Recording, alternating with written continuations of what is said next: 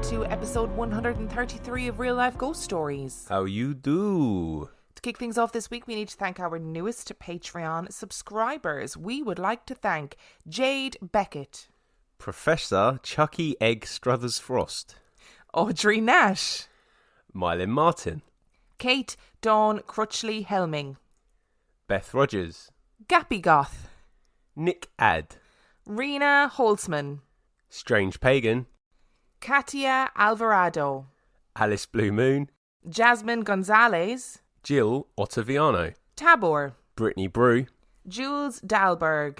Fanny Garcia.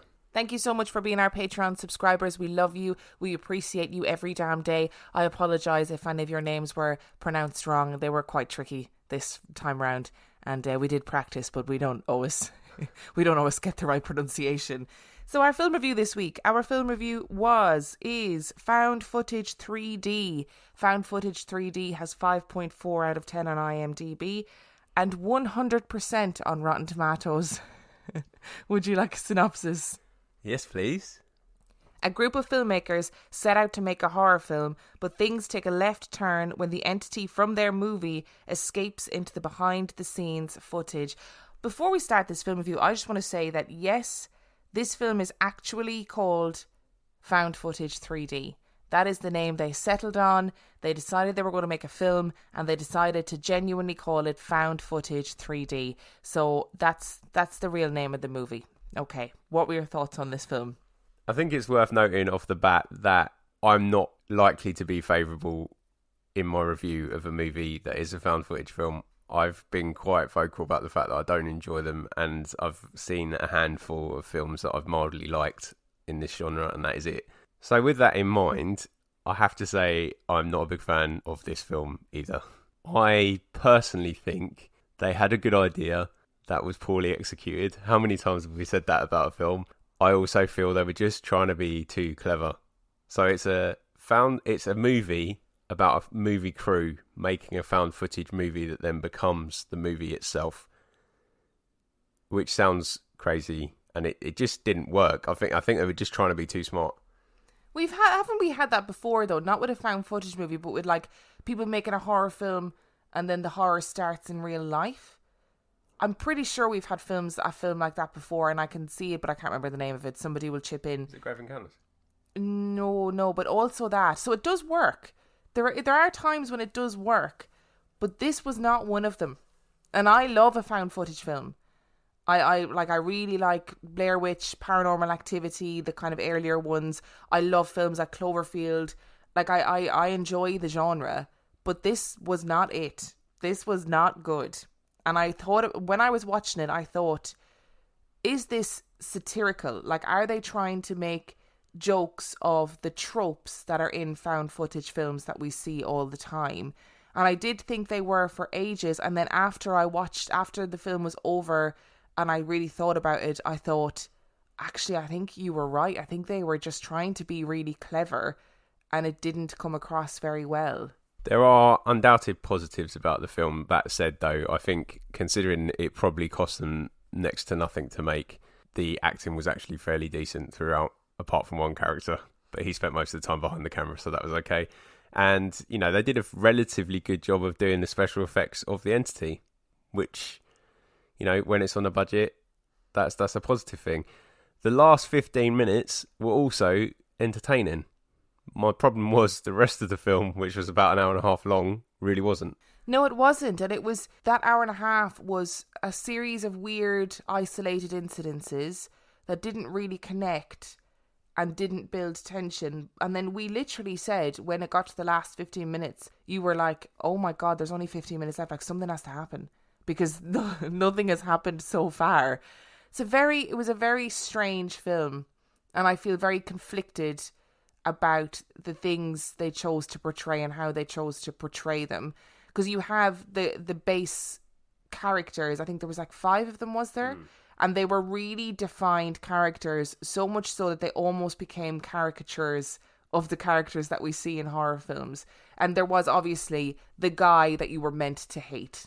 and he did a good job of being fucking despicable. Yes, so I even said to Dan in the middle of it, I can't fucking wait to see what his comeuppance is, because he was just a terrible character. And you had like the nerdy guy that was behind the camera who was a terrible actor, but it didn't really matter because you didn't see him that much like outside of being behind the camera. And I agree, their CGI entity was very cleverly done because they just made it as subtle as they could, but it was effective. But I don't know. Maybe it was just trying to be too clever. I don't know. It was nice that they got the cameo of the website writer, the reviewer in the movie. Like, that is actually him playing himself. So that was quite cool to see. But again, I just feel it's another part of them trying to be clever. Like, oh, let's have the reviewer in the movie reviewing the movie being made, but he's actually in the movie. Yeah, I don't know. I wasn't feeling it. To be very serious for a second, there was a scene in this movie that really tainted the rest of the movie for me, and I struggled to get past it after it had been done. So, there was a scene where they tried to portray a rape fetish or a rape fantasy, but in a way that the majority of the characters thought it was real. And it was I thought it was just very poorly executed.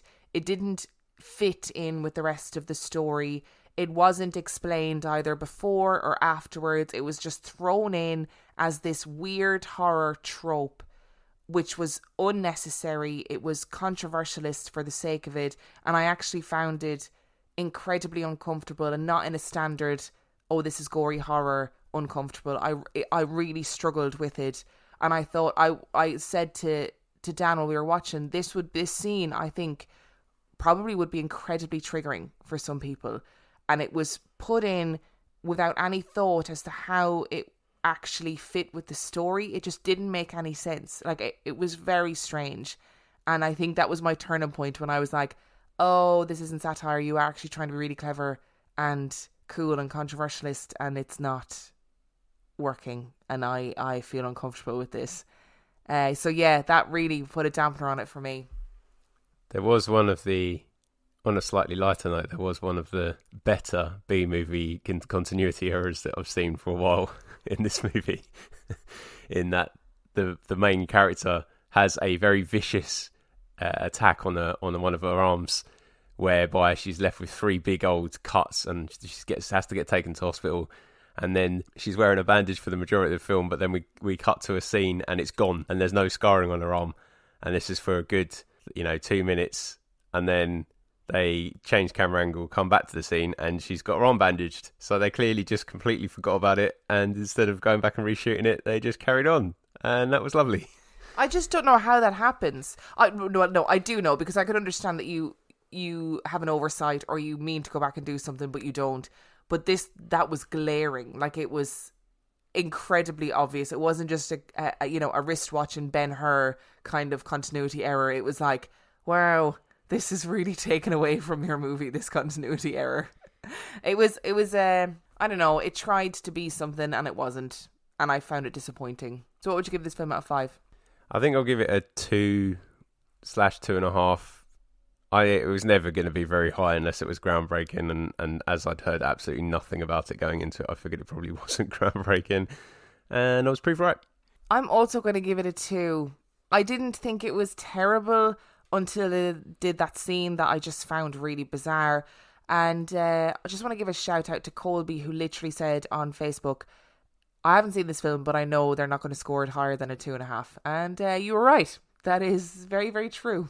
Also, the 100% on Rotten Tomatoes, that was definitely reviewed by the cast and crew and nobody else, because I don't know who else has seen it. Today's episode is sponsored by ZocDoc. So you're trying to find a cause for your symptoms. For me, it was excessive hair loss, and you end up stumbling down a TikTok rabbit hole full of questionable advice from so-called experts. But there are better ways to get the answers that you want and the care you deserve from trusted professionals and not random people on the internet. ZocDoc helps you to find expert doctors and medical professionals that specialise in the care you need and deliver the type of experience you want. ZocDoc is the only free app that lets you find and book doctors who are patient reviewed, take your insurance, are available when you need them, and treat almost every condition under the sun. No more doctor roulette or scouring the internet for questionable reviews. With ZocDoc, you have a trusted guide to connect you to your favourite doctor you haven't met yet. Millions of people use ZocDoc's free app to find and book a doctor in their neighbourhood who is patient reviewed and fits their needs and schedule just right. Go to ZocDoc.com/ghost and download the ZocDoc app for free. Then find and book a top-rated doctor today. Many are available within 24 hours. That's ZocDoc.com/ghost. ZocDoc.com/ghost. Which brings us to our story this week. Our story this week is not a found footage horror film about a smoky entity that scratches your arms. But there are pictures to go along with this episode, which will be on Facebook and Instagram. Presumably in 3D. Absolutely in 3D. If you don't have any 3D glasses, it's going to be lost on you. So we live in Canterbury, as people know, and we have talked a lot about Canterbury and Canterbury's various ghost stories and spooky entities that knock around, particularly the milkman that Dan sees on the high street, allegedly. It's a real person. That nobody else has seen before. Canterbury is super old, right? And that's just a mild way of putting it. So there are so many stories that go with a lot of the buildings, and the most haunted street in Canterbury is said to be St. Margaret's Street.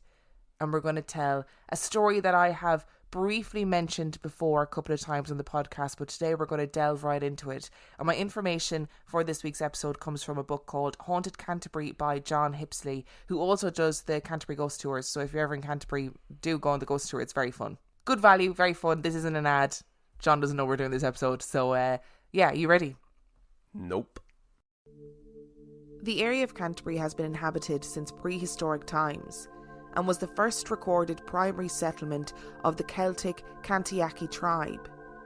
For centuries there were various raids, power struggles, epidemics and power shifts, until eventually in 1170, after the murder of Thomas Becket, Canterbury became one of the most notable towns in Europe, and people flocked there on pilgrimages. With the city being so steeped in centuries of history, it is inevitable that there will be some strange stories that reside on the winding streets. And where better to start than the most haunted street in Canterbury, St. Margaret's Street. The beautiful thing about Canterbury is that many of the buildings have had multiple lives. Strict conservation laws mean that the buildings have to maintain their original features, so many of the shops and pubs look like you're stepping back in time. But it also makes renovations a nightmare. In the early 2000s, workmen began renovations on number 34 St. Margaret's Street, and it was trying, to say the least. Number 34 was a 3-storey building with lots of character, which is a diplomatic way of saying that it was a nightmare. The building was being converted into a tea room, and lots of the wooden panelling had to be repaired and replaced, but up to standard that preserved the original integrity of the beams. Josh was working as an apprentice builder with the team, and this new job was presenting challenges for him. It was a good learning experience, but he wasn't at all prepared for how tough this one would be. It was a slog, and the team put in hard days, not to mention the fact that as the apprentice, Josh was the butt of everyone's jokes. It was a long-held tradition that the apprentice would do the worst jobs and have to endure a lot of gentle ribbing from the team. Almost like an initiation phase, but the jokes in number 34 were starting to get a bit weird, and Josh was seriously reconsidering his role within the team. It started as soon as the job did, and initially it was fine. One of his key jobs was keeping the site as dust-free as possible, so he was forever running around with a brush and a dustpan. But every time he put the brush to one side, it would disappear. Every time. He would lean it against the wall and turn away for a second, and when he would turn back, it would be gone. The first time it happened, he spent an age searching for it and questioning his own sanity, but now he knew exactly where it would be. It would be in the room on the second floor. propped up next to the fireplace. It became almost routine, and he wondered how long the lads would keep it up for. He had decided not to say it to anyone, and maybe they would get bored of the joke if he wasn't reacting. Today had been no different, and yet again Josh was trudging up the stairs to retrieve his sweeping brush.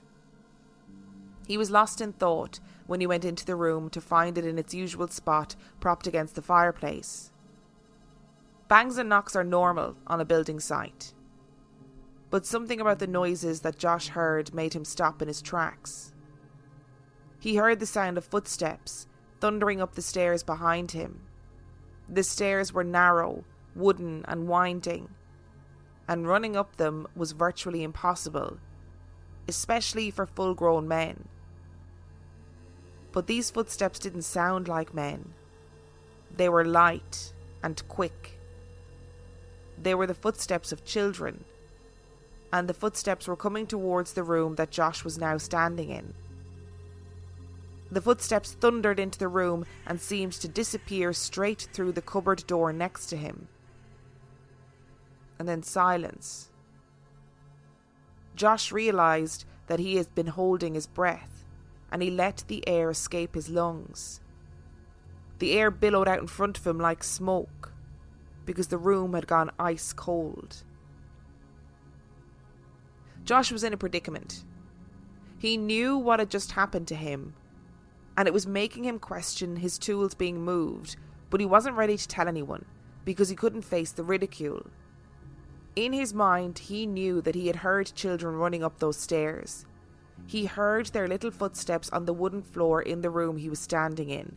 He felt the vibrations of the floorboards as they thundered past him and into the cupboard. But he didn't know how to explain it, and so he told no one. After a few weeks, Josh forgot about the strange incident, but he always felt goosebumps when he went into that second floor room.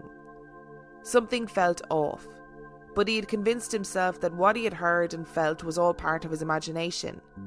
The building was old and rickety and probably made lots of strange noises, and working on a building site only adds to that. It was only when everyone experienced something similar that Josh eventually told his story. The builders were working on a skeleton crew and doing the last odds and ends of work before they finished the job completely. They had gathered in the first floor and were sitting on various makeshift seats, eating their lunches. It was Josh that heard it first. That same sound of footsteps thundering up the stairs. He stopped chewing and concentrated on it, and then noticed that the conversation in the room had hushed. Everyone was listening to the footsteps. They ran up the stairs and into the room above them. But this time they were accompanied by the unmistakable squeals and giggles of children. Josh looked at the foreman and said, "Should somebody go and check?" The foreman, still staring at the ceiling and listening, shook his head slightly. "There's no point. There's nothing up there." Josh hadn't been the only one experiencing strange things in the building, but he was the only one who didn't know the true horror of what had been found there. In 1991, there had been rumours that number 34 was haunted. But John, a local man, wasn't as easily swayed by this legend. He decided the only way to know for sure was to spend the night there. He knew the stories, but he also knew that in a city as old as Canterbury, stories have a tendency to become much more elaborate by the generation. John knew the stories of what had happened there, and with much persuasion he roped a friend into spending the night. He wanted to know once and for all whether number 34 was haunted, or whether it was just a good story. Armed with candles and sleeping bags, the men entered the building and opted to station themselves in different rooms on different floors to cover as much ground as they could in the space of time that they had. In the quiet darkness of the night, John sat with his back pressed against the cold wall and watched his candle glow in the darkness. The room suddenly felt icy cold, and he pulled his sleeping bag closer around him. The candle flickered, as though someone had just run past it, and then John heard something. It was distant at first. Was it the wind? Or was it a whispering? He strained in the darkness, trying to make sense of what he was hearing. It was coming closer, and it definitely was not the wind. It was a chant, like some sort of nursery rhyme being repeated over and over again. At first he couldn't make out any of the words, but eventually it was loud enough for him to hear. And to this day, John has never forgotten those words. All my candles bread and brichter, candle lichter for all-nighter. All my candles bread and brichter, candle lichter for all-nighter. At the time, John didn't know exactly what they meant, but he would later find out. As he listened, the words slowly faded until he was left with nothing, only the silence and the calm glow of his candle. And then he heard the scream from downstairs. He rushed to unzip himself from his sleeping bag and fled downstairs, thinking that his friend had been grievously injured. He hadn't. He had just also heard the whispering chant and panicked. They fled the building, safely assured that the rumours were true. Later, with the horrific chant etched into his brain, John went on the hunt for an answer to what he had heard. He hadn't understood the language, but when he found it, he immediately knew what it was. The words that he had heard were a medieval song that was traditionally sung over children dying of the plague. It roughly translates as, "Those children that see this light by their bed will not in the morning, for they will be with the Lord." So what actually happened in number 34? Probably a lot. The building was built on top of the remains of a Roman townhouse in around the 1400s and was inhabited by generations of the Newman family from that period right up until the 1960s. Sir Geoffrey Newman, the man who first built the house, was a sailor, and he and his wife had 12 children. After the last of the Newman line left the house, it was converted into a Chinese restaurant by a man named Sung Lee. In 1986, the restaurant suffered a devastating fire, which resulted in heavy restoration being needed. In the attic, the mummified remains of 3 children were found and removed from the house for examination. Carbon dating placed their date of death to within 10 years of 1415 and concluded that the children had died of cholera. Each child was wrapped in a shroud, and the shroud had been stitched through the nostril. This was an old nautical tradition. When the panelling was removed from the walls, commemorative inscriptions were found bearing the names, birth dates and death dates of all of the children who had died in this household. And finally, when the bricks were removed from around the fireplace, tucked away in little Hessian bags were the teeth and hair of children. Just 2 doors down in number 36, a similarly terrifying ordeal took place. In the early 2000s, a group of students were living in the upstairs flat of number 36, and after a night on the tiles, they somehow concluded that a Ouija board session was the best way to end the night. They made their own Ouija boards out of cardboard and used a glass as the planchette. As soon as they began, the glass began to move. Through a series of questions, they established that the spirit who was communicating with them was Abigail, and that Abigail had died in 1873 at the age of 27. They asked her where in the house she had died, and the response came, "David knows."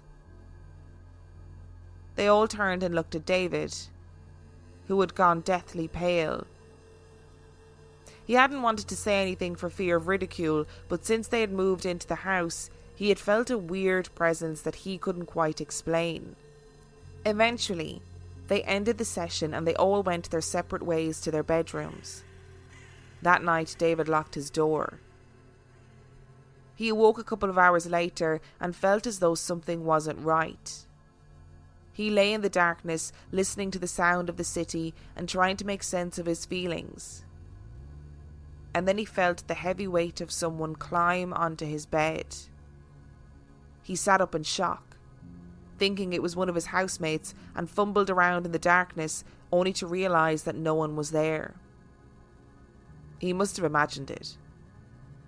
He lay back down on his back and tried to steady his breathing. The earlier events of the night had obviously shaken him up a bit, and he tried to calm himself down. And then he felt breath on his face.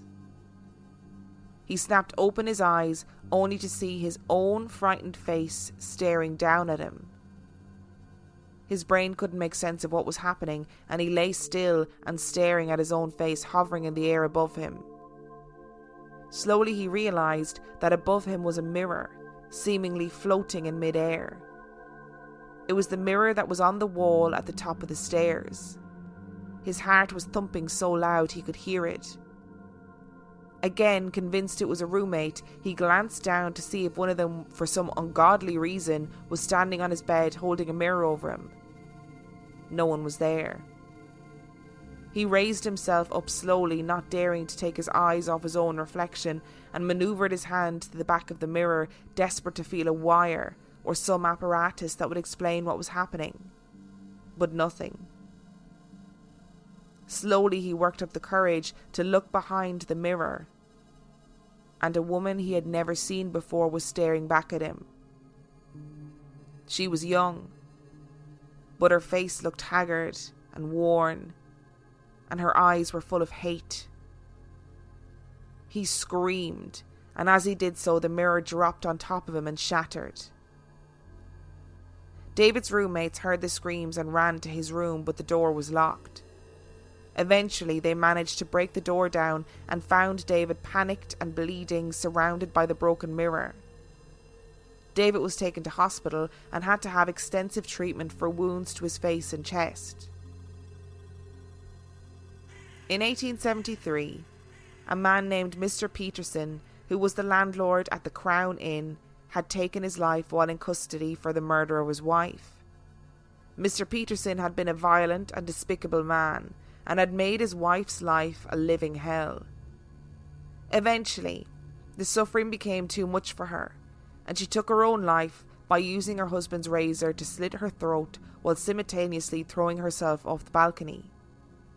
The neighbours and the locals to the Crown Inn were well aware of Mr. Peterson's extreme violence towards his wife, and they reported him to the police. He was arrested for her murder. Her name was Abigail Peterson, and she died when she was 27 years old.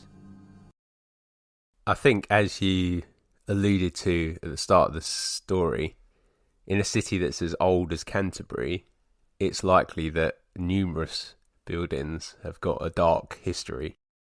I think what sets this story apart is the sort of activity that comes alongside it and the various different reports that seem to back up historical evidence, or the other way around. Historical evidence backs up the reports.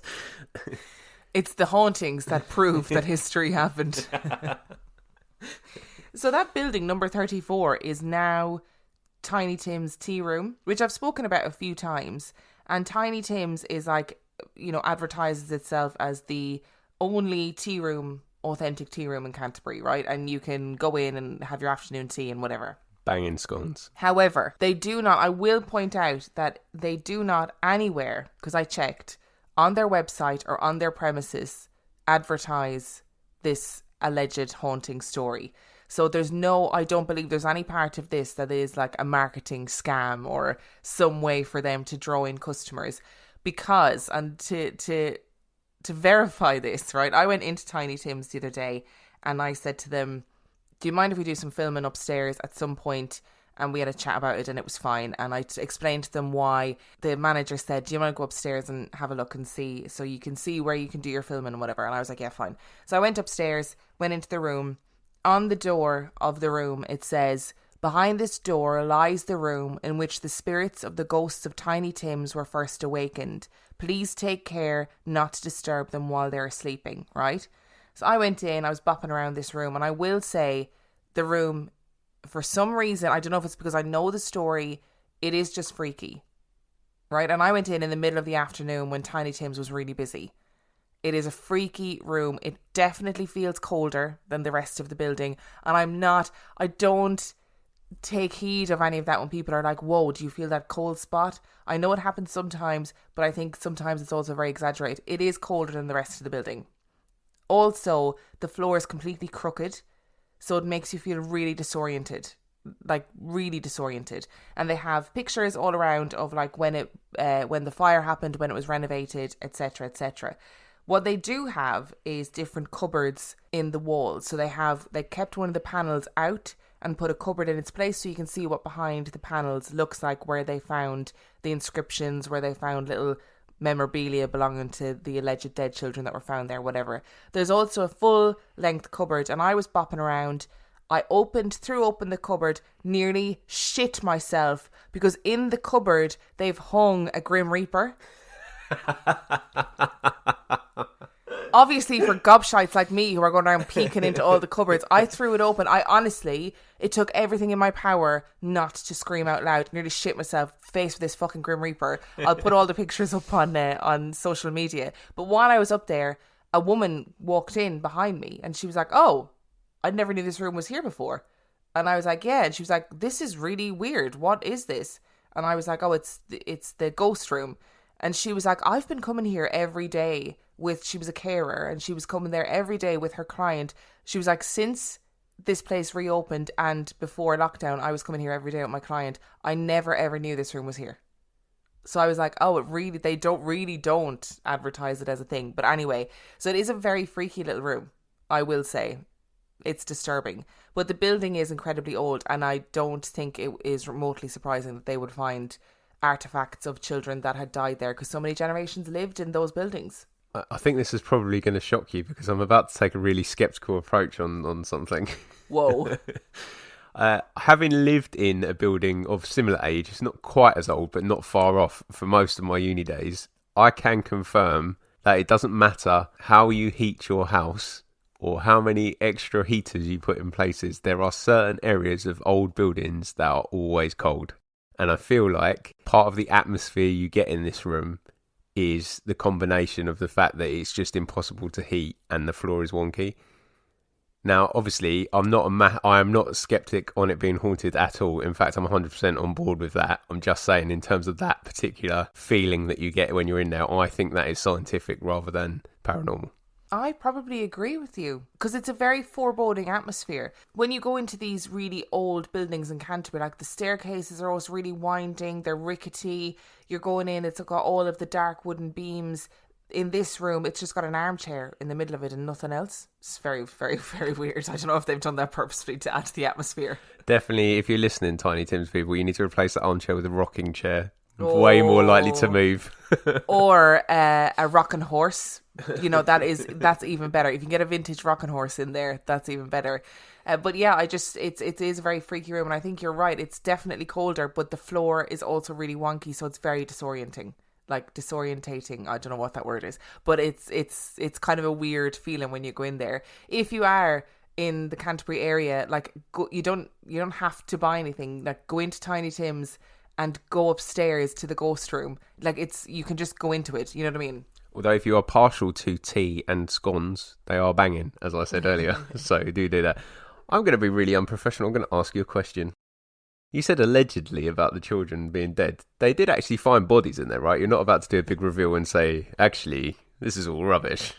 No, I'm not about to do that, but I don't know where those bodies are. I can't find any evidence as to where they were taken to or who did the investigations on the bodies when they were found. So the Chinese restaurant that did exist there and was burnt down, there was a whole weird backstory behind that again I couldn't verify, and I was a bit like, I don't know if that's true, but allegedly the owner of the restaurant also died in that fire, and it was only then obviously that they found the bodies, and apparently nothing happened in that building until those bodies and those artifacts were removed, but I don't know where they are now, so I can't verify. Like, you know the way usually with stories like that you would say the bodies were removed and they're now on display in some museum, or the artifacts are on display in some museum, or some... Because they've been reinterred. Like, that often happens when they discover bodies in places they shouldn't be. They get reburied somewhere, don't they? But these bodies in particular, if they were buried, or if they were mummified, but they were wrapped in shrouds with the last... Like, used to call it the last stitch, which was a stitch through the nostril. It was an old naval thing. Again, that seemed to be more mythological. There is some evidence that sailors did it, but not really in that time period. So I'm confused about that one, about that part of the story too. And I did wonder, like, were there elements of the story added on to add that kind of medieval feel to it? I don't really know. And especially if you've had 3 mummified bodies of children who had died of cholera and who were shrouded in a seafaring way, like, that is a really interesting discovery, and probably more would have been done with it. So I don't know. I don't know how much of this story is 100% fact. Was there probably artifacts or maybe remains found? Absolutely. Apparently there were remains of mummified dogs and cats found in the walls, which actually was very common in the medieval period. They used to horrifically put cats and dogs in the walls to ward off evil spirits. And that was a very common practice. So that one I wouldn't even question. I thought you were going to say it's really common for them to crawl in behind the walls and get stuck and die. That's why I thought you were going with it. No, genuinely, it was a medieval practice. Cats in particular, I don't know. I don't know enough about it, but I don't know if they put them in alive, which is horrendous. But in older times, people did weird shit. But definitely, it was a regular thing to find the mummified remains of cats in the walls of houses, and horses as well, which we talked about in Sharon Rectory. The bodies of animals would be put in with the foundations, and a part of that is about warding off evil spirits. My brother was working on a house recently and found the mummified bodies of 2 cats in the walls, and he was like, yeah, that's weird. And I was like, I just didn't say anything because he would just be like, what? So I just was like, yeah, that is weird. Very, very strange indeed. The activity here is creepy, particularly the voices that John heard done in that very special way that you did them. Thanks for that. You're welcome.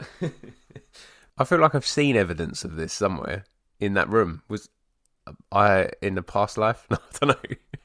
What do you mean? You've seen pictures of it? Yeah. They do have pictures of the room as it used to be, but they have no pictures of the bodies. Or not that they'd be like, you know what I mean? They have no pictures of, like, even the little Hessian sacks that apparently were found. So they don't have any of that. But then you'd wonder how much of that would have been photographed in the actual building itself. Like, maybe if it was taken away for carbon dating or whatever, they would have photographed it then, but probably not inside the building. I feel like also it was probably at a time where it wasn't like everybody didn't have a camera on them, did they? Do you know what I mean? In the 1980s. You'd have to go and get your camera as opposed to pull something out of your pocket and snap something. So it would have been much more difficult to take a photo in the instance.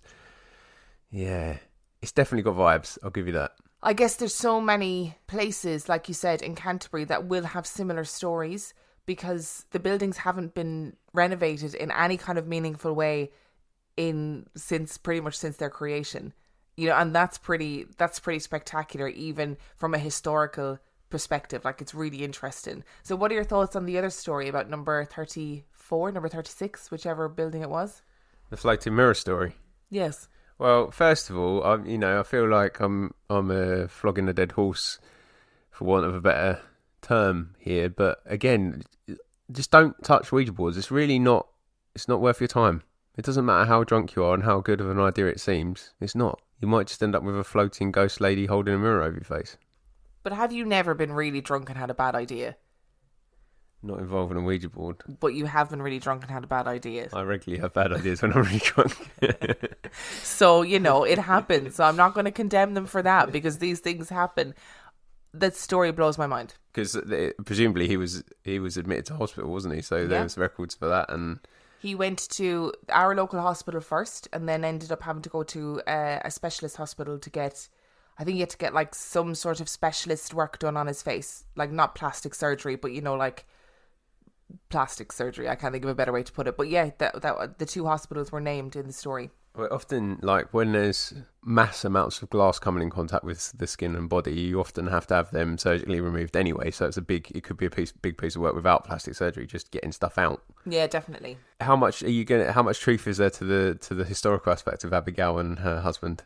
Newspaper records. Wow. Okay, Yeah. cool. So all of these stories have been sourced from the cathedral archives, which obviously I can't access because I can't go to the cathedral.